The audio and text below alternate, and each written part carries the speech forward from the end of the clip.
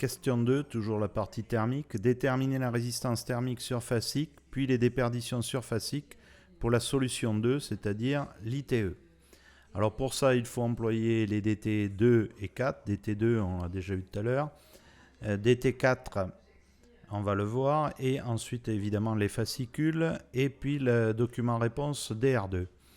Donc je vais reprendre le DR2. Donc voilà, sur ma copie, je reprends le dessin que l'on avait fait tout à l'heure. Et en dessous, je reprends le tableau qui va me permettre de calculer la résistance thermique de la paroi. Ici, le tableau de DR2. Alors, d'abord, pour la couche superficielle d'air intérieur, c'est-à-dire RSI, comment je sais que c'est 0,13 ? Eh bien, il suffit de regarder dans le fascicule 1. Fascicule 1, page 5, donc vous avez le tableau ici. On voit que pour un flux horizontal, pour un mur, eh bien RSI est égal à 0,13 et RSE, tant que j'y suis, est égal à 0,04. Donc ici, je reporte dans mon tableau le 0,13 et en bas, tant que j'y suis, je reporte RSE 0,04. Pour la plaque de plâtre BA13, donc sur notre dessin, on voit que c'est un lambda de 0,25. L'épaisseur, attention de ne pas se tromper, c'est 1 cm 3, donc ça fait 0,013 mètres.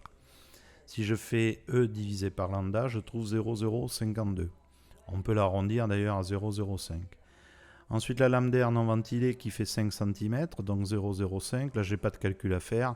On avait relevé tout à l'heure 0,18 pour le R. Ensuite, les briques monomures, elles font 20 cm, 0,2 m d'épaisseur. Donc, il n'y a pas de lambda. On nous donnait directement son R de 1,15.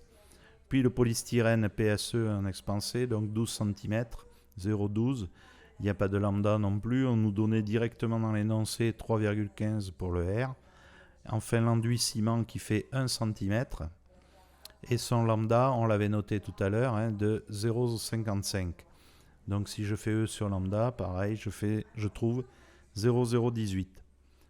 Je fais le total de tout ça et je trouve donc un R de 4,72, ce qui me fait un U de 0,21.